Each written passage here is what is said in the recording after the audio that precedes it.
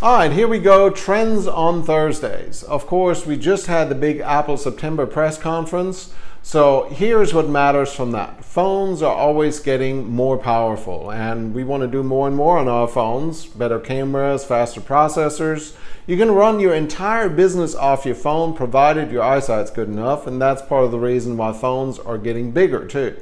Personally, I don't really like the phablets. I don't like feeling like I'm running around with a flat screen TV pressed against my ear, but Apple is making them bigger anyways again.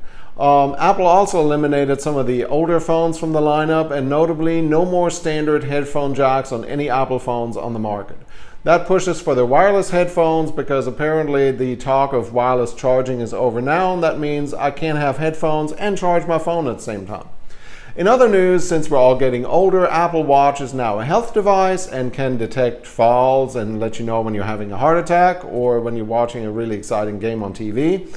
I actually participated in the Apple Heart Study, and I'm excited to say that I'm still alive and didn't get a call from the eye doctor. Haha, get it? And finally, Apple Give Back was announced, and that will help recycle old phones and hopefully help save the planet, because smartphones have a terrible environmental footprint, and Apple alone sells like 200 million of them a year. So it's not a surprise that they want to be more environmentally friendly. Next up, algorithm, the new bad guy for everything. If you have a website, you're probably familiar with the Google algorithm. But YouTube has their own, so does Amazon and Facebook. So when your sales go down, or you're not seeing your friends on Facebook, or your videos don't get any views, it's always the algorithm.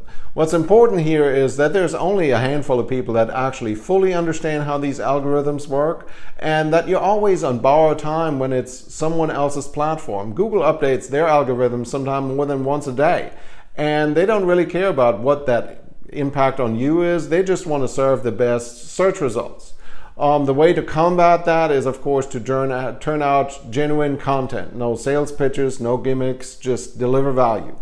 Next up, traditional media companies continue to grab at straws by trying to run ads for people. One of the newspapers is now trying to pull their foot from the grave by running Facebook and Google ads for their customers. I think what they're missing is that what made the newspapers great was relevance. Many of the newspapers now they still have pay gates and limit access to the one thing that makes them relevant, and that's their content.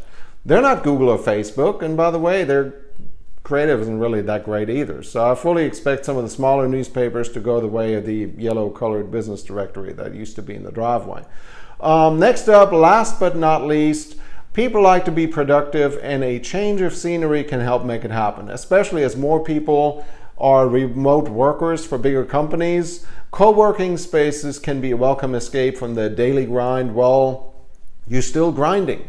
Especially the ones that have a great vibe and provide some networking opportunities are doing really well. What's expected is meeting rooms, lightning fast internet, and some of the most interesting conversations on the elevator and around the water cooler. If you're traveling, I highly recommend checking it out. And by the way, my favorite in Dallas is the Genius Den in Deep Ellum. If you go by there, tell them Tobias said hello. That's it for this week. As always, I'd love your feedback. So like this post, comment, or send me a DM. Until next week, peace out.